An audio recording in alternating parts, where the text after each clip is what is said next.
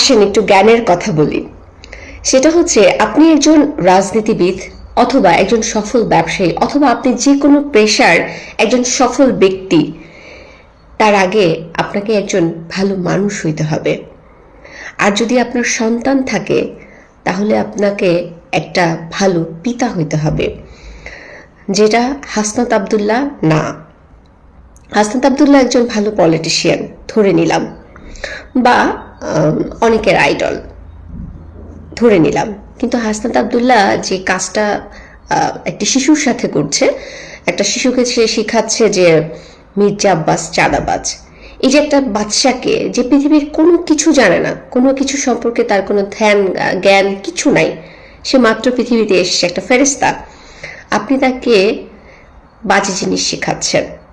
আবার আপনার দেখা দেখি আপনাকে হচ্ছে কাউন্টার দেওয়ার জন্য আরেকজন পিতা, সে আপনাকে নিয়ে তার সন্তানকে ফালতু কথা শেখাচ্ছে। এভাবে সমাজটা কলুষিত হয়।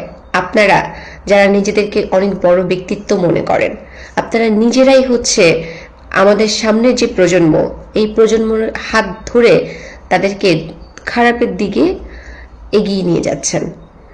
আপনাদেরকে এটা বুঝতে হবে যে আপনাকে শুধুমাত্র একজন রাজনীতিবিদ বা একজন সফল ব্যবসায়ী বা অন্য যে কোনো পেশার আপনি একজন সফল মানুষ হওয়ার আগে আপনাকে একটা ভালো মানুষ হইতে হবে। আপনার মধ্যে সেই মনুষ্যত্ব বোধ থাকতে হবে।